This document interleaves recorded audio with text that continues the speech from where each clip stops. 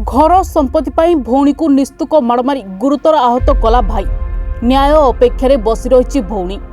थाना रे एतला देवा सत्वे पुलिस निष्क्रियता अवलंबन करछि। घटना घटी केन्द्रापड़ा जिला राजकनिका थाना अंतर्गत भारीगदा गाँव में।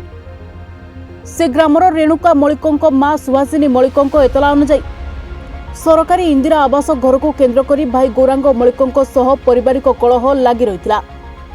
किंतु गत 15 तारिख दिन मध्याह्न समय घरे कहीं नथिबा अवस्था भाई गौरांग मलिक 4 जन युवकों सह आसी अतर्कित भाव में रेणुका उपर आक्रमण करथिले।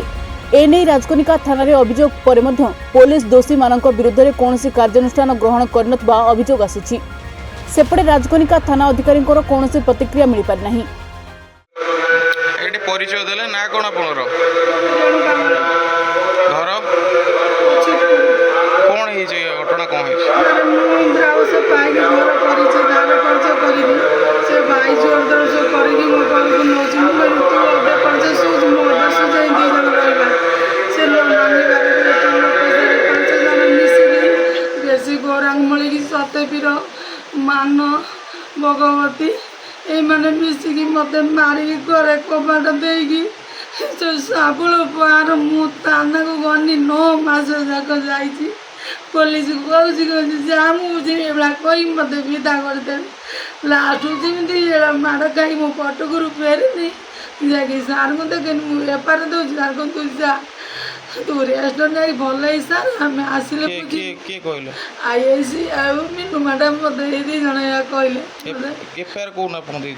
एपर माँ देला मुझे कटक मुतेनी कहीं यही जबरदस्त घर करगला तते बाड़े मारिदेले मु जबरदस्त घर रही पर्च बांकी देनी एड़ा करी मारी तापर गौरांग सतेबीर यही शत्रुता यही घर पाई ये घर को नवा जबरदस्त करमी तते रखईदेमी ना इंदिरा मो ना इंदिरा मु पाई 1,20,000 बोनस पैसा पाई 20,000 लेबर पैसा 1,55,000 मु पाई मो ना इंदिरा आवास अच्छी गौरांग मलिक करुणाकर मलिक सतेबीर मलिक भगवती मलिक मान मलिक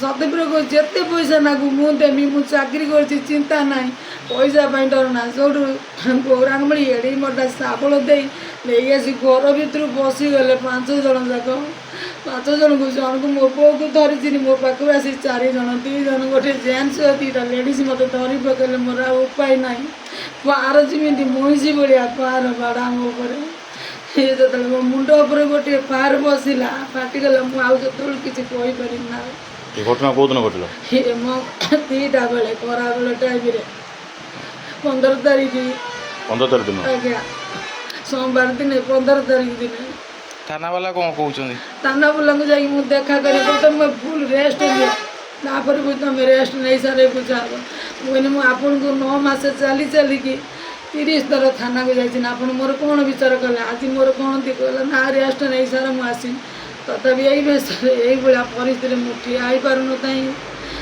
जाकि मत कही खाली मो मेडिकल सर्टिफिकेट रखिले मत विदा करदे आपर गौरांग मलिक कहूँ मान कहूँ सतेबीर कहूँ जिते पैसा नागी आम कर पैसा पुलिस की पैसा देकी मुँह बंद कर देचु ये मारिमु पुलिस की पैसा देमु तापर आडभेस भी कौन चाहते सी मत चाहूँ मारिदेवा मुझे दुनिया को जनाऊँगी जहाँ पाखे धन अच्छी कौन आईन पाखे जी गरीब लोक विचार ना आईन प्रशासन कौन तर अच्छी बोली कौन आम मानक न्याय ना मुझे पंगु कर मत जीवन शेष करने बस तथा पुलिस कौन विचार ना एपर्तंत आसुना ना आरेस्ट करूना मत कहला बेलू कह तो माँ को उठेमु तापर जाकि विचार उठेमु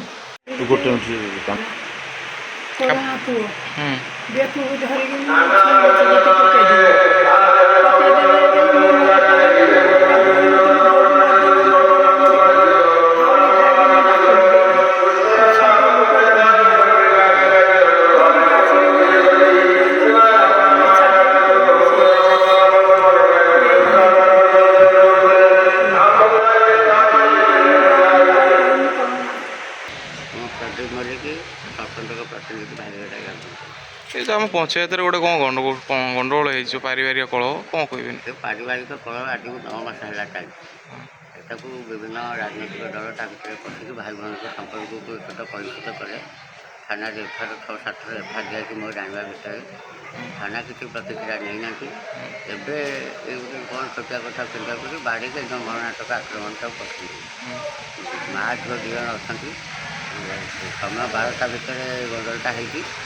ଯଦି ଗଣ୍ଡଗୋଳଟା ହେଇଛି ତାକୁ ବାଡ଼େଇକି ଏମିତି ଭାବରେ ସେ ଆଉ କୌଣସି ପ୍ରକାରରେ ମାନେ ମେଡ଼ିକାଲକୁ ଯିବା ଅବସ୍ଥା ବି ନଥିଲା।